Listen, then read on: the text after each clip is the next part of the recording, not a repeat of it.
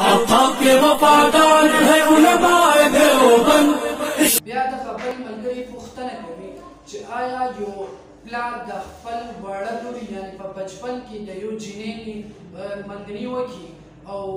چې کله دغه جینۍ بلوغت ته ورسي پس د بلوغت نه کله مشره شي نو دغه د خپل پلار دغه منګني یعنې کوم هلک دپاره چې کړې وي دې نه انکار وکړي او دغه هلک سره د واده کولو نه انکار وکړي او بل چا سره د واده کولو خواهش لري، آیا دغه حکم د دې جینۍ په باره کې څه حکم دی؟ نو محترمو یاد وساتئ چې کله دغه پلار ولګي د خپل ماشومه لور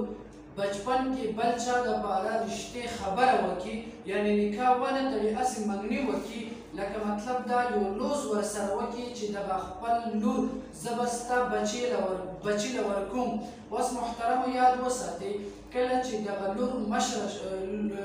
بلوغت ته ورسي او کله چې عاقل بالغ شي او په هر څه باندې پوهه شي دې نه پس که دغه خپل پلار دغه رشته یعنې پلار دې دپاره چې کوم رشته کړې وه په دې باندې رضا وه نو بلکل صحیح دی، او که چېرته رضا نه وه نو بیا دغه جینۍ دپاره دا دی چې دې کوشش وکړي چې د خپل پلار دغه فیصله دې ومني او په دې باندې دې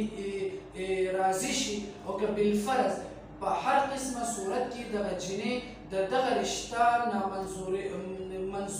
دغه رشته نه قبلوي بلکې یو نوي بل چا سره رشته کول غواړي نو اسلام کې بالکل دې دپاره جواز شته او دغه جینۍ دپاره دا جایز دی، دې دغه خپل پلار دغه خبره دې پرېږدي دغه رشته دې ختم کړي، بل چا دپاره د نکاح